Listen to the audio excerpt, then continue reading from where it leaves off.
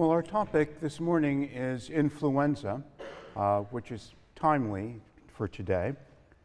And I'd like to begin by talking about influenza virus more in general, and we'll concentrate our attention, for obvious reasons, on the Spanish lady, the great influenza of 1918-1919. Now, influenza virus was isolated in the 1930s by Andrews, Wilson, and Laidlaw, and the mechanisms of the disease were then unraveled subsequently. As you know, there are three types, A, B, and C, and it's A virus that's the cause of pandemics among human beings. Now, in terms of the structure of the virus, as you know, it's RNA wrapped in a protein envelope with protein spikes on the surface. You can see them. And the spikes are of two major types, hemagglutinin and neuraminidase. The hemagglutinin enables the virus to attach itself to a host cell, in this case in the respiratory tract. And it's neuraminidase that enables the fusion of the virus with cells so that the viral RNA can be released into the cell cytoplasm and then migrate to the cell nucleus.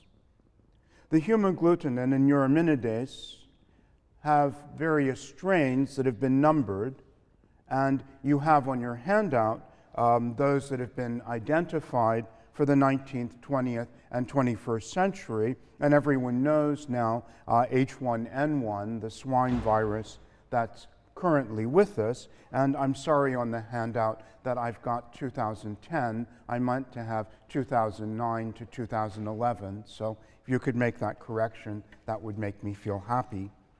The viral RNA then hijacks the cell and transforms it into a viral factory for the reproduction of virus, and it eventually destroys the cell itself.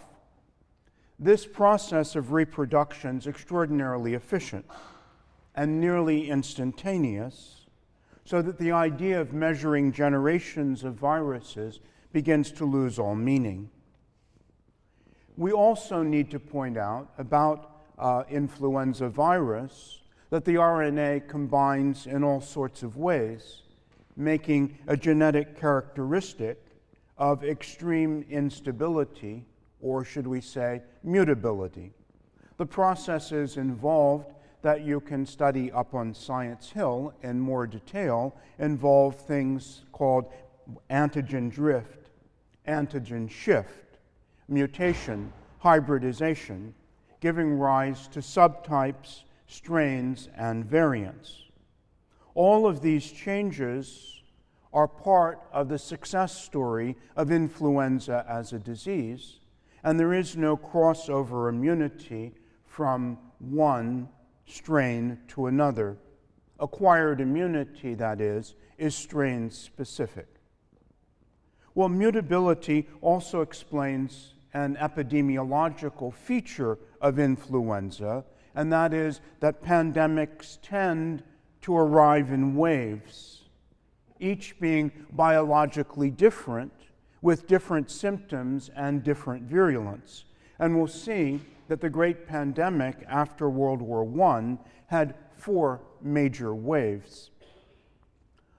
Well, influenza tends to be reflective of the relationships also of human beings and animals, birds, horses, and pigs, and that there's interspecies transfer from animals to humans and from humans in the reverse direction. And this may be the route by which human beings first contracted the disease, and it's known that the animal reservoir is a source of new strains.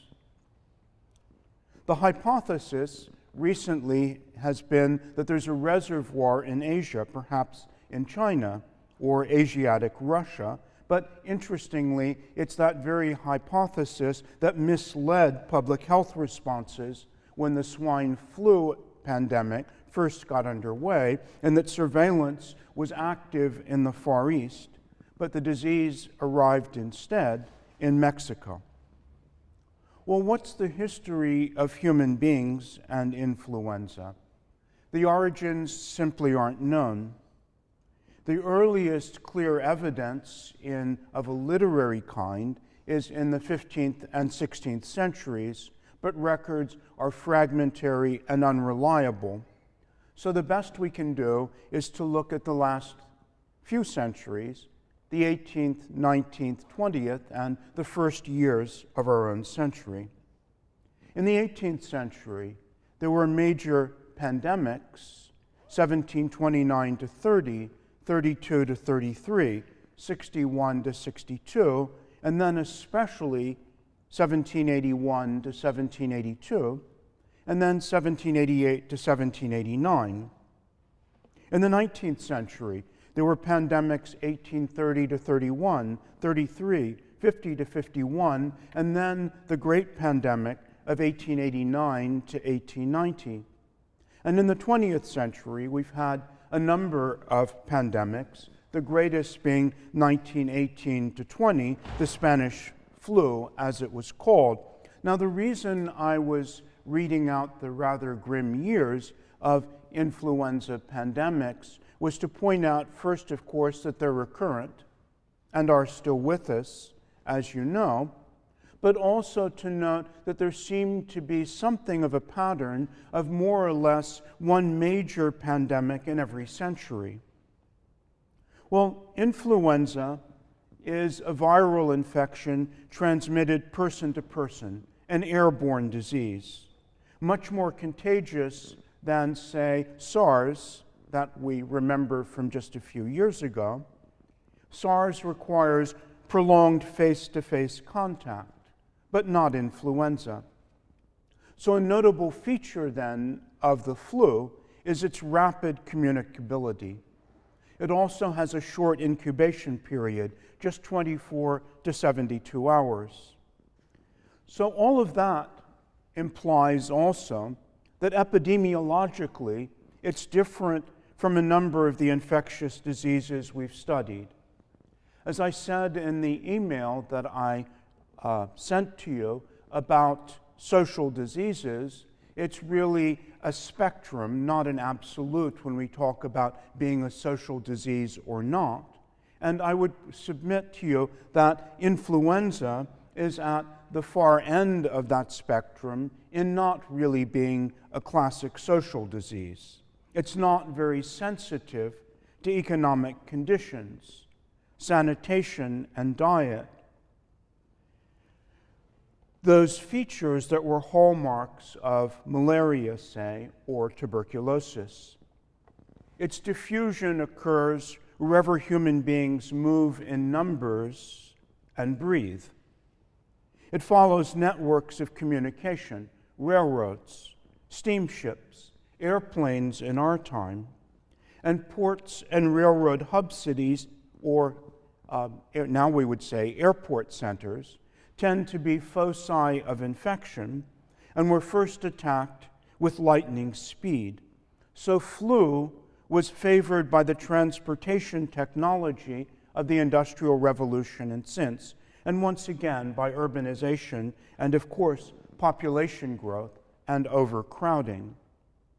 Let's look at a precursor to the great pandemic of the First World War, and this is the horrible pandemic of the 19th century of 1889 to 1890. This was the first truly global pandemic of influenza, and the most devastating one in history until that time. It affected every continent. The reasons were that the world was prepared now for pandemic influenza as a result of the transportation revolution, the railroad and the steamship, urbanization and trade, demographic growth, and colonialism. Vulnerability to influenza, then, seems to be in part a byproduct of modernization, as we've been reminded by recent events. Studies of 1889 to 1890 demonstrate this in more detail. In cities like Moscow, Paris, or London, the first cases occurred in October to November of 1889, and these tended not to be noticed. There was nothing particular about them that people noted at the time, but they occurred among very particular sectors of the population that were most involved in trade, commerce, and the nodes of communication. That is, the first people to fall ill tended to be dockers or post office workers, railwaymen, policemen. Furthermore, the less industrialized the locality, the more remote and agricultural it was, the later and less severely the locality suffered. In 1889 to 1890, the Alps in Europe, Italy, Spain, and Portugal all lagged behind Northern Europe and the United States. And even in the great urban centers, there were isolated small communities that sometimes survived entirely unscathed. Monasteries and convents, for example, in both Moscow and Paris, experienced the pandemic without victims in some cases, and this was sometimes true also of closed institutions like prisons. Then typically, after following the transportation network, and this was true of 1889 to 90, the flu spread along what's called the urban hierarchy. That is, it went first to major cities, and from there into the hinterland of those cities, and only later to smaller towns, villages, and rural areas.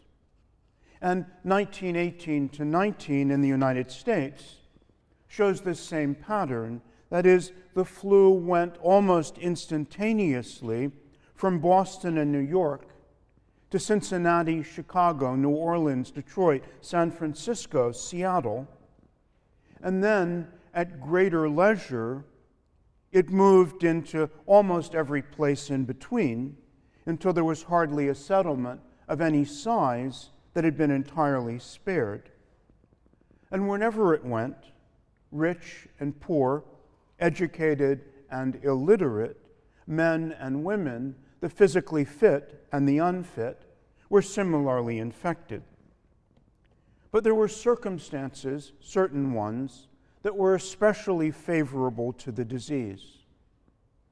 A crowded urban environment was clearly one where people were streaming in and out in closely packed milieus, schools, theaters, barracks, naval ships, tenement buildings, college dormitories. In all the epidemics of influenza, except 1918 to 20, there was also a strong predilection of the influenza virus for the infants and the elderly. There also tended to be an overrepresentation of people with pre-existing respiratory diseases, say tuberculosis or bronchitis, or people with immunosuppressive diseases. The great example until the HIV/AIDS era was, of course, malaria. And malarial victims were highly susceptible to influenza. So the tubercular and the malarial died massively during influenza pandemics.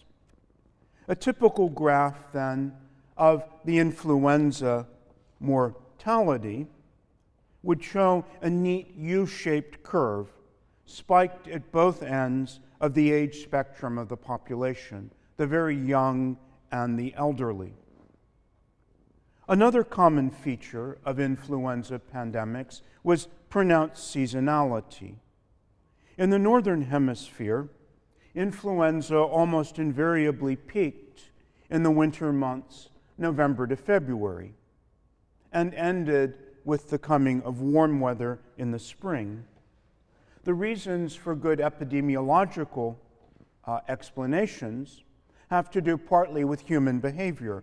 People tend to congregate indoors in the winter, often in buildings and rooms that are poorly ventilated. The virus itself doesn't survive well in an environment where there's sunlight and high humidity. And winter is a time when people tend to sneeze and cough more than at other times. What are some other features of flu pandemics? One is short duration. This helps to understand societal responses as well. We know that plague and cholera tended to lay siege to a locality for months. And in the community, it felt quite like that. But flu tended to last just a few weeks and then to move on.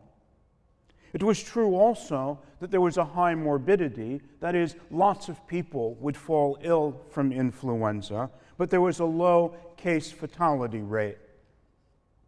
The overall mortality would be large simply because of the large numbers of sufferers.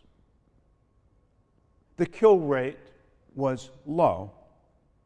In the 19th century, influenza, however, killed far more people than cholera, and a stark contrast then could be drawn. Flu seems to be quintessentially a contagious disease, but since you're interested in the debate between, this is one of your favorites, I'm sure, between anti-contagionism and contagionism, we might point out to you that even although you think it seems to be self-evident that influenza, the grip, the flu is contagious, that many of the, in fact, the dominant current still in the 1890s was that influenza was not contagious. And the eminent British epidemiologist, Charles Creighton, still held to anti-contagionism regarding this disease down into the 1890s. Well, what sorts of things held Creighton back from accepting influenza as an infectious disease? Well, first he argued the disease would affect the most parts of a country in the same 2 or 3 weeks. There simply wasn't time for a contagious disease to spread with that extreme rapidity, he thought. He also thought within a smaller radius, it seemed to affect everyone, say, in a household, more or less simultaneously. Everyone would fall ill at once. So it seemed there wasn't time for contagion. And it was this simultaneous, sudden outbreak of influenza that gave it some of its traditional names. It was called the grippe, not only in French, la grippe, but also in English in the 19th century. It was referred to as grippe, and partly that's because it seemed suddenly to seize people in its grasp. Typically, you could be healthy at breakfast, only to find yourself suffering with chills, fever, aching bones, and nausea by lunchtime. Similarly, Moscow seemed to physicians to be healthy on the 1st of November, 1889, but by the middle of the month, the disease was everywhere. Shops and schools were closed, commerce nearly ground to a halt. And this was part of the reason it got its other name, influenza.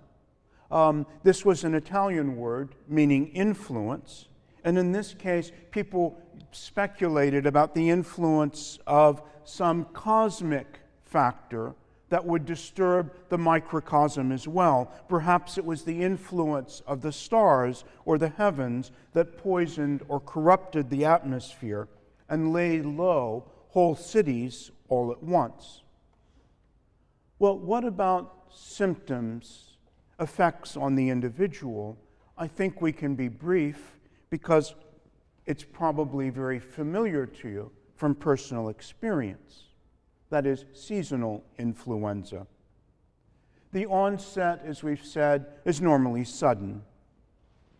The symptoms then are ones that you know: a high fever, 100 to 104 degrees Fahrenheit, typically, an unproductive cough, aching of muscles in the back, the legs, watery eyes, sometimes nausea and vomiting, general malaise, headache, pain in the joints, sometimes dizziness, and a general sense of fatigue and weakness.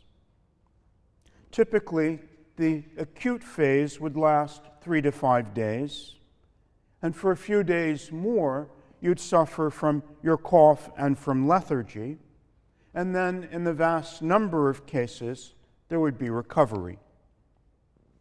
Well, flu for young adults in good health enjoyed a reputation as a nasty but mercifully short and usually not serious affliction. Influenza in the middle of the 19th century, that is, at least before the cataclysm of 1889 and 1890, was, people joked about it, that it was a disease that was so unimportant that the only physicians who gave it much attention were those who simply had too few patients, and so started treating people with flu as a means of enhancing their income. On the other hand, for infants, for the elderly, and those with chronic disease, it sometimes led to serious and even fatal complications. And it was the complications, much more than the flu, that tended to kill. Patients who didn't recover after 3 or 4 days then moved on to serious complications like pneumonia or bronchitis. And about once a century, a strain of influenza that was not seasonal but pandemic appeared and demonstrated that flu can, in fact, under certain conditions, be one of the most deadly of all diseases. What about treatment? Well, today, as in the past, there's no specific remedy for influenza, as we've been reminded by recent events in the newspapers. The disease is self-limiting normally and simply runs its course. So therapy is supportive and symptomatic, rest and nursing care more than active medical intervention. In the 19th century, this was also recognized, and physicians weren't inclined to try heroic remedies, as they did, say, with Asiatic cholera, but there were certain attempts at therapeutics in the 19th century, and even after World War I, people were given aspirin, cinnamon with milk to lower temperature, fluids and nourishment, bed rest, quinine was administered to lower the fever. There were warm baths for hydrotherapy, oxygen sometimes administered to patients with respiratory complications. And some physicians recommended caffeine to raise the flagging animal energy, as it was called. Today, the only actual therapeutics is antibiotics, but they don't combat the influenza itself, but its complication of pneumonia. Well, against that background, let's look more closely at the Spanish influenza, the Spanish lady, the Spanish grippe, as it was called, from 1918 to 1920. Oh, first you'll probably wonder why the Spanish association, and the reason has actually nothing to do with Spain itself and disease. It was simply that Spain was not a belligerent in the First World War, and therefore was free of censorship of the media. Hence, a free press reported the medical crisis there extensively. A popular theory in circulation these days is that perhaps the Spanish lady originated not in Spain at all, but in Kansas. In any event, on the morning of finding the case zero is a perilous art, but let's say that at least this much is known. On the morning of the 11th of March, 1918, at Fort Riley, the cook Albert Gitchell reported sick. By noon, the camp infirmary had some 100 cases, and these were the earliest known examples of this new influenza. There's some background that helps us comprehend the extraordinary case of 1918 to 1920. As in the past, mutations occurred, and in this time produced a new strain that turned out to be more virulent than any in influenza's history. Its mode of communication was identical to other flu pandemics, but its effects on both the individual and society were radically different. So let's talk about this pandemic as coming in 4 waves. The first was in the spring of 1918 and was relatively mild in March and April. It soon passed, and it attracted little attention. Wartime press censorship was partly a factor, but people were simply preoccupied with the war and not with the presence of a mild outbreak of a well-known and common disease. The second wave was the fall of 1918, which was the worldwide disaster. It began in August with simultaneous explosions in places as far apart as Sierra Leone, Boston in this country, Brest in France, a common feature being that these were all port cities and had an important role in the movements of troops and supplies. In this case, one could argue that not only the war itself, but also the coming of peace contributed to the spread of the flu. Armistice Day itself produced huge crowds and gatherings which were not propitious for stopping the spread of the disease. Then came the spring of 1919, a much less, mercifully less severe wave, and then finally January, February of 1920, the 4th wave of the Spanish lady, which was mild and limited in its morbidity even, partly, of course, because by then so many people were already immune. Well, there were a number of features of the Spanish lady that made her unique. The first was that it possessed an extraordinary mortality and morbidity. Comparing it with normal outbreaks of influenza, it's impossible to generate precise statistics. But there are speculations that this was perhaps, in absolute terms, the greatest demographic shock that humanity had ever experienced from infectious diseases. The more people died of influenza than of casualties in the First World War. Worldwide, the estimates vary widely, so one has to take them with great caution. But they range from 25 million people perishing upwards to the highest estimates, or about 100 million. In the United States, it's pretty well known that at least 675,000 people perished, more than American casualties in all 20th century wars, 10 times the numbers killed in First World War. In a normal, if there is such a thing, influenza outbreak, a case fatality rate might be something like 0.1%. In the case of the Spanish influenza, the case fatality rate was just above 2.5%. And this yielded a vast total mortality because indeed, as it seemed at the time, almost everyone was infected.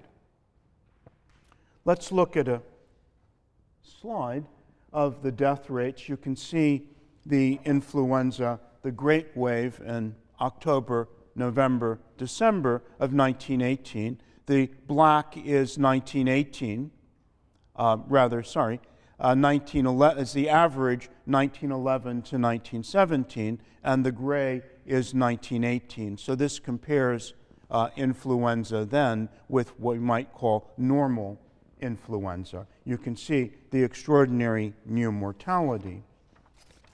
Another feature of this influenza was the lack of understanding of the disease when it broke out. Indeed, I'd like to quote Victor Vaughan, who directed public health in the United States Army against the Spanish lady. And he said, and I'm quoting, "Doctors know no more about the flu than 14th century Florentines did about the Black Death." And I think it's important to understand this idea of a sense of helplessness facing this medical catastrophe. Some physicians, indeed, in 1918 termed what they were facing epidemic pneumonia, and then, as now, there was no effective treatment. The symptoms were distinctive, as you now know from reading Crosby.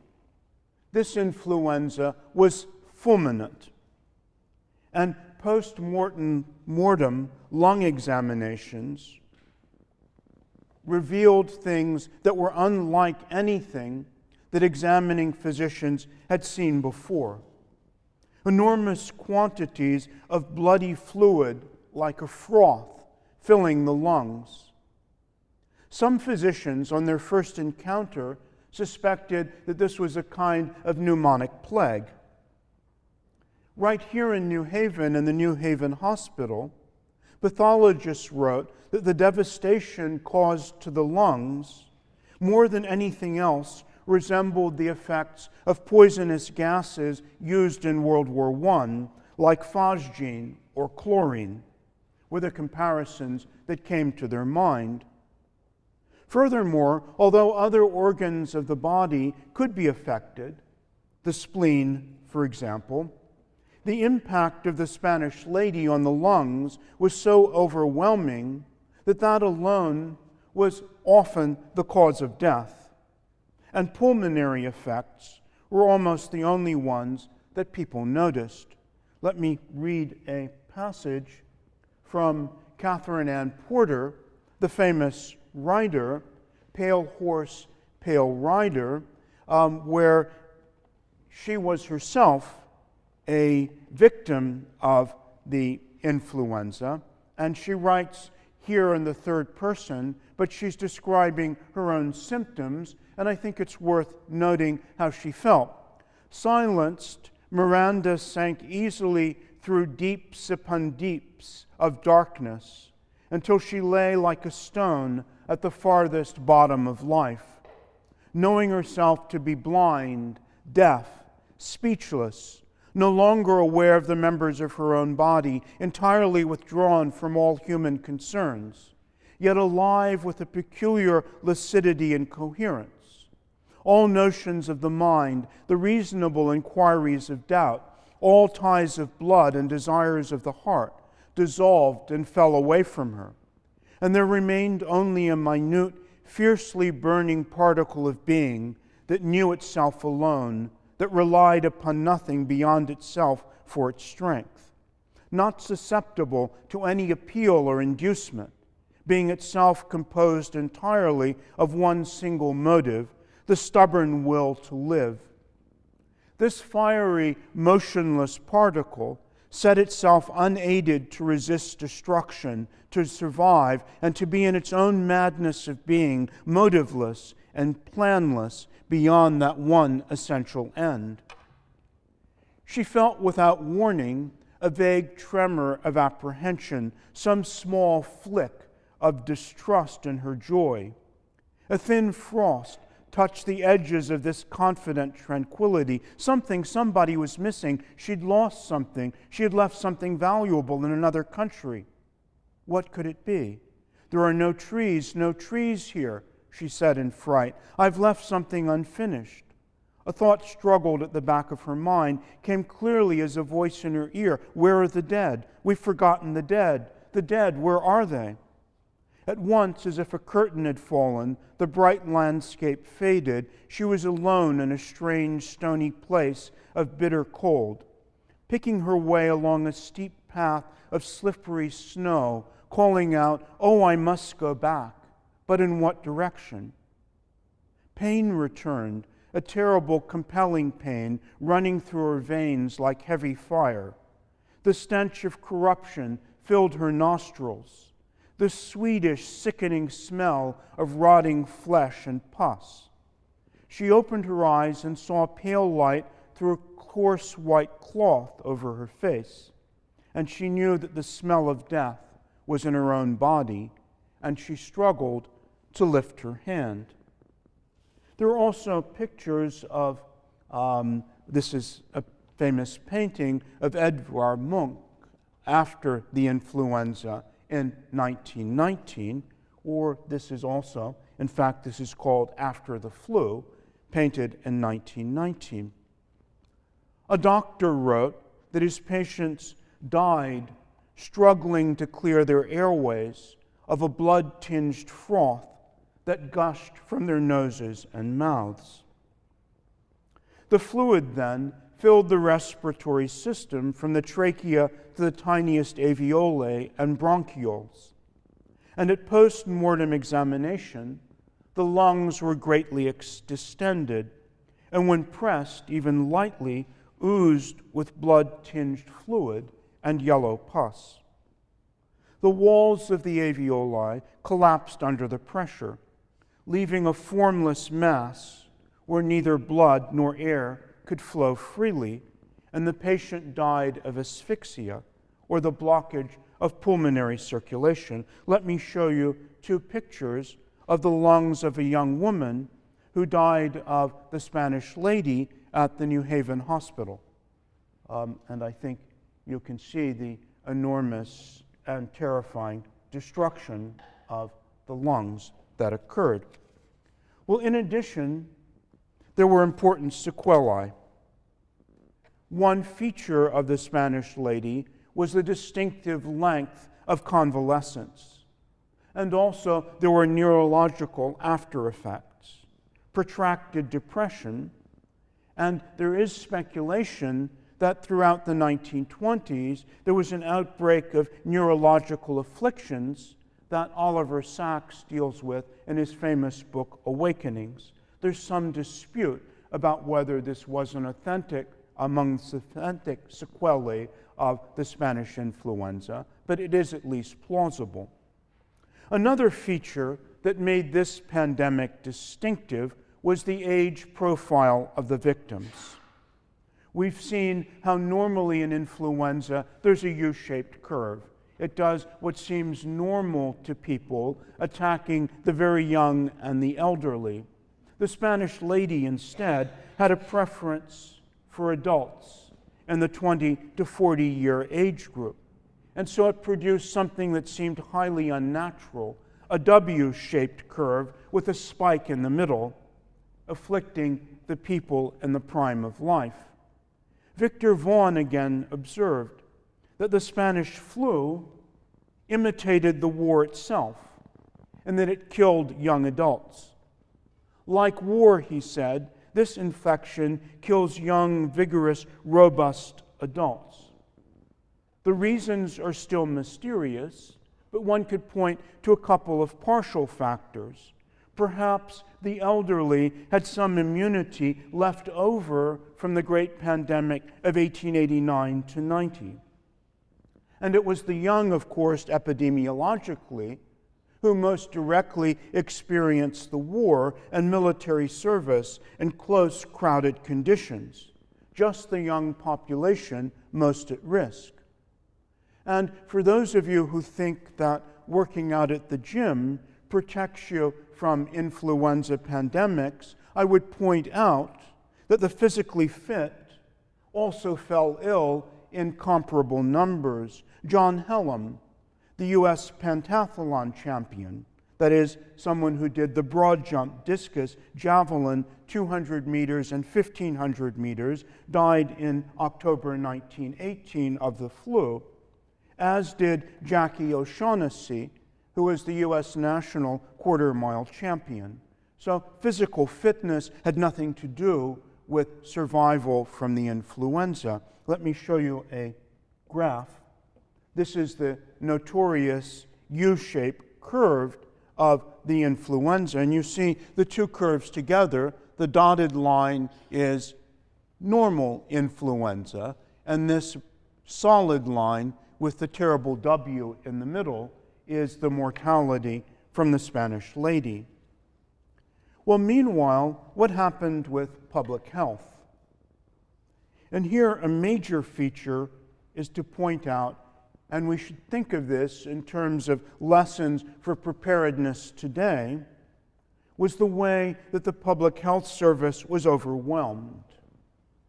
It was overwhelmed in part because of the extreme rapidity with which this disease, through its airborne transmission, was spread, by the speed of transportation and the short incubation period of the disease. It was also true that there is a percentage, perhaps 10% in the Spanish lady, of people who were asymptomatic carriers. Influenza also was not a reportable disease. It was maximized also because of the unavoidable and uncontrollable movement of troops because of the war. But in addition, there was a lack, and we might think about this, of preparation for just such an emergency. A shortage of doctors, nurses, hospital beds, and space on hospital wards.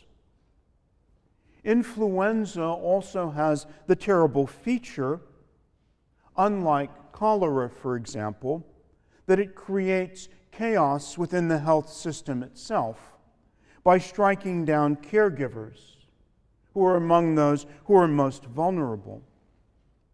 And then there was the war itself, in which doctors and nurses were mobilized to deal with the victims of the conflict, so that there were drastic shortages of healthcare personnel available to the civilian population.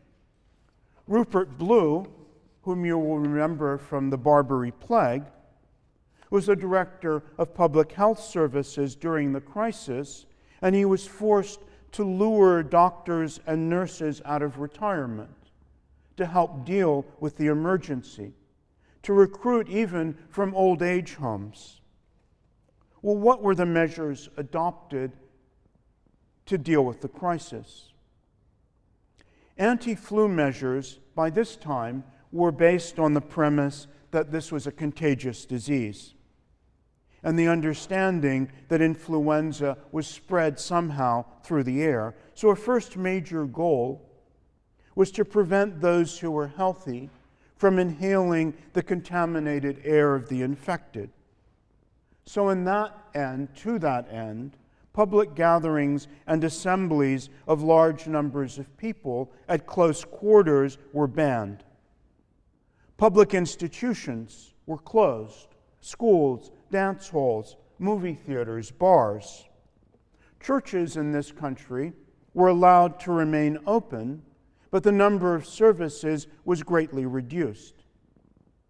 In many cities, people seen by the police to be coughing and sneezing without covering their faces were stopped and fined. The New York City Department of Health posted some 10,000 placards around the city bearing a message that was familiar to the public because of its similarity to the urgings of the campaign against tuberculosis. So one can see the anti-tuberculosis campaign preparing people, in a sense, for dealing with influenza. And in New York City, the placard said, to prevent the spread of Spanish influenza, sneeze, cough, or expectorate, if you absolutely must, into your own handkerchief. You're in no danger if everyone should heed this warning.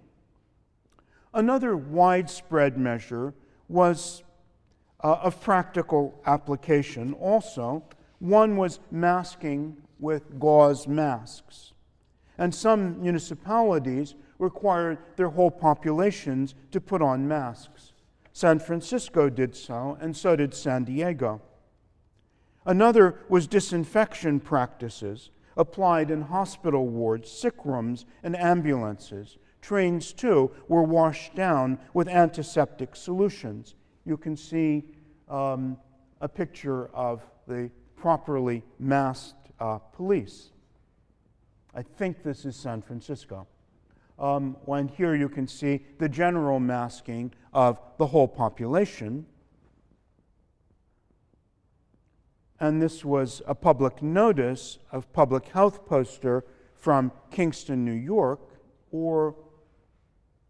and it says about the measures I've told you about theaters, churches, schools, hospitals, and so forth. Or you can see here another poster for public health. Well, state boards of health also isolated the ill through quarantine as far as possible, and the military tried to quarantine its training camps. On hospital wards, sheets were hung between beds. Ambulance trains were washed down with antiseptic. People were urged to avoid nervous and physical exhaustion. You can see a long legacy of this idea. You remember Lynette talking about the passion triste, the sad passions and their influence on your constitution. So some of the advice had a really long history that you'll recognize, and they also cautioned you to avoid chills. They urged people to gargle with warm water and salt, and to spray saline solutions up their nose, to wear gauze masks, and legislation was passed to prevent the use of common drinking cups.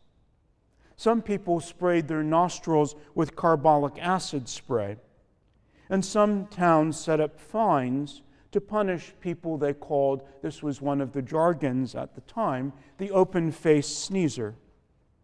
Well, New York City modified the opening hours of stores and businesses in order to stagger rush hour, so that subway trains and trams would not be so crowded and not be so dangerous.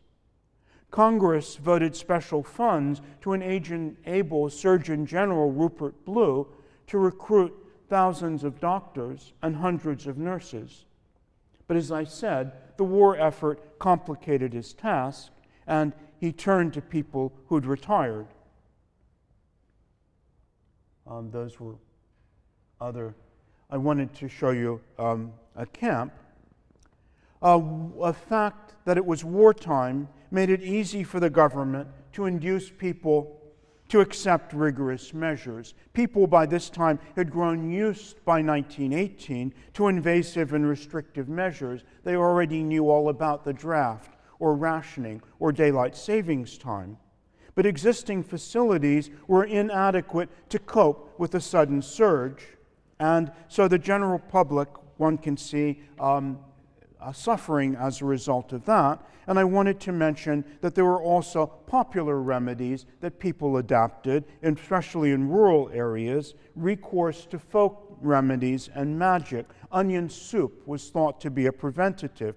People stuffed salt up their nostrils to ward off danger. They wore garlic around their neck, as they had in Florence in the time of bubonic plague. They burned hot charcoals with sulfur or brown sugar to give off a reassuring protective aroma. You can recognize this too from the plague. There were rumors that the disease perhaps was an act of bioterror. There were thoughts that there were mysterious German agents who landed on U-boats and started the epidemic. There were suspicions, too, that poisonous gases associated with the war effort had escaped and caused the disaster. Well, I will run out of time now and just say that one of the things to think about then are possible lessons, and I just wanted to leave us to think as we deal with our own H1N1 and possibly whatever its successor is, that clearly in 1918 and 19 there's a collective memory in the Public Health Service of the vulnerability of a society, of critically ill patients turned away from hospitals that were full to bursting, with no care available because the system was overwhelmed.